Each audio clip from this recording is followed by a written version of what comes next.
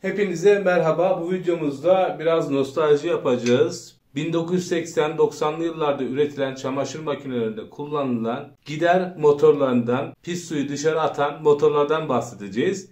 İki tane elimizde örnek var. İşte bu Miele'de mesela kullanılmış bir parça. Arçelik, Bosch gibi yıllardır üretilen makinelerde 1980-90'lı yıllarda kullanılmış. Süper bir sistem var. Mükemmel çalışması var. Yenilerdeki gibi mıknatıs sistemi yok. Rotörümüz var ortada. Sökeceğiz, merak etmeyin. Yine bakır sargımız ve motor içeride dönüyor.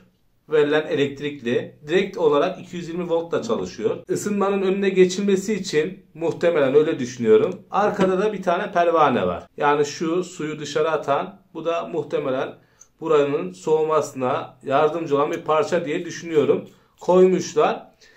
İçine su sızması olayı çok düşük. Yenilerde ise hemen su sızıyor. Mesela burada bir contası var. Şöyle kapalı. Şu mil bu contanın içinden geçiyor. Üstünde de pervane. Şunun üzerinden gösterelim.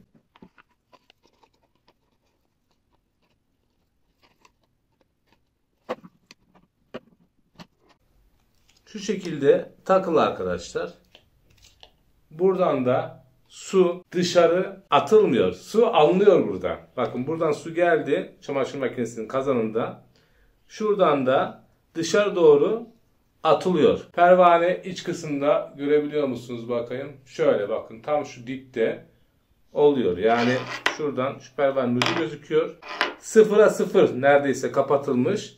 O nedenle içeri su sızma ihtimali çok düşük. Ancak zamanla şu kısım deforme oluyor.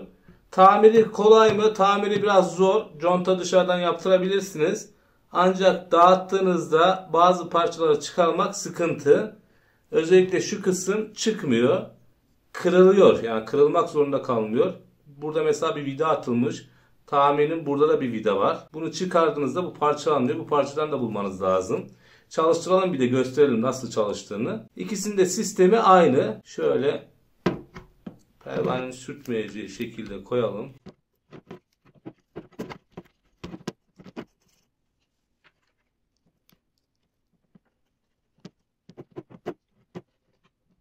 Hazırsanız çalıştırıyorum.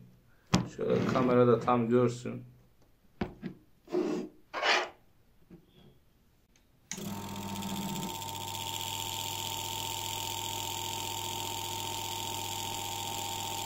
Gayet güzel, seri çalışıyor. Şöyle yandan da gösterelim.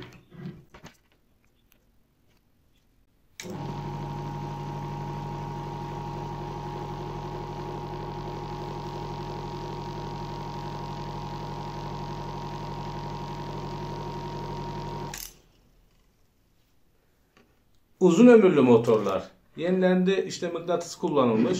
Şu iç kısımda, yani şunun milin bağlı olduğu yerde mıknatıs var. Ve o manyetik alan sayesinde dönüyor. Sıkıntı ne oluyor onlarda? İçerisine su kaçtığında mıknatısın içerisine çöp. Bir daha geri dönüşümsüz olarak çöp oluyor. Tamir edilemiyor. Yani geri dönüşümlü çöp olabilir, evet. O konuda yanlış söyledin. Şöyle hurdaya verilir, tekrar başka bir şey olarak hayata dönebilir. Ona bir şey diyemem. Hazırsanız bunu da çalıştıralım.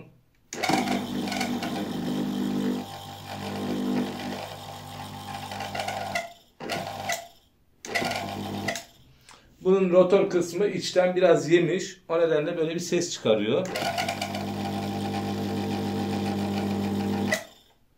Ama bu da çalışıyor. Şimdi bunları sökeceğiz.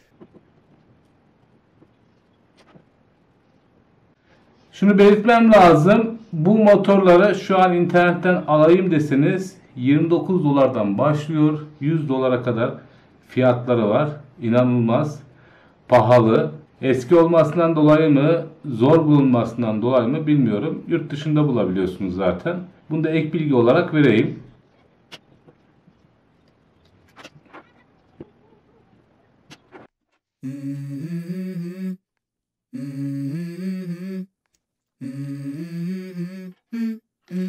Let's go.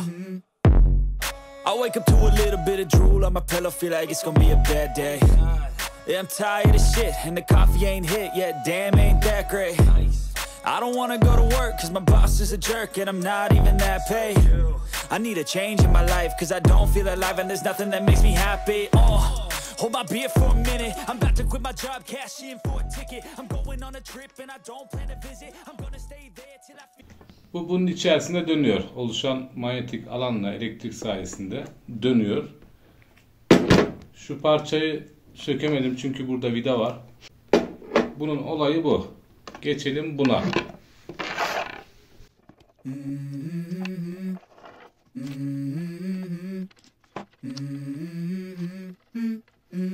Let's go.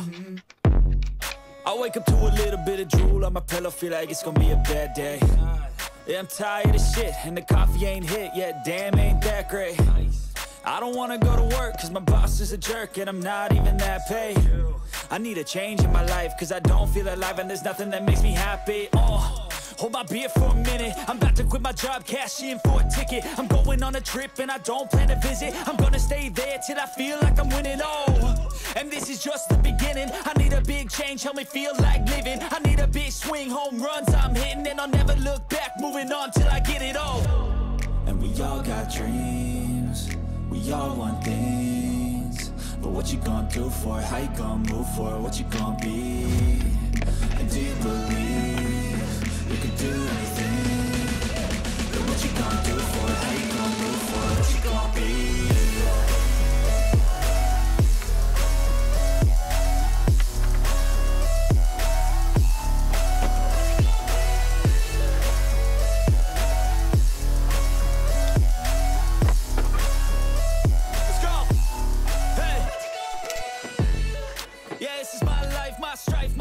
To fight, to die, and this is my game to play, to claim a brand new name, and I ain't gonna lie to you, I'm a bit nervous. Bu kadar arkadaşlar. Bütün parçalarını ayırdık. Ne geçti elimize? İçini gördük, yapısını gördük. İkisi de aynı. Yalnız şu daha kaliteliymiş, biraz daha özenilmiş, değişik keçiler vesaire kullanılmış. Daha sanki yeni model gibi. Eskiyse bile bundan daha iyi. Şu kısımlarda genelde sıkıntı oluyor bunlarda. Conta gidiyor. Zaten kaya gibi olmuş. Çok sert. Easy mi? Easy bir işlem.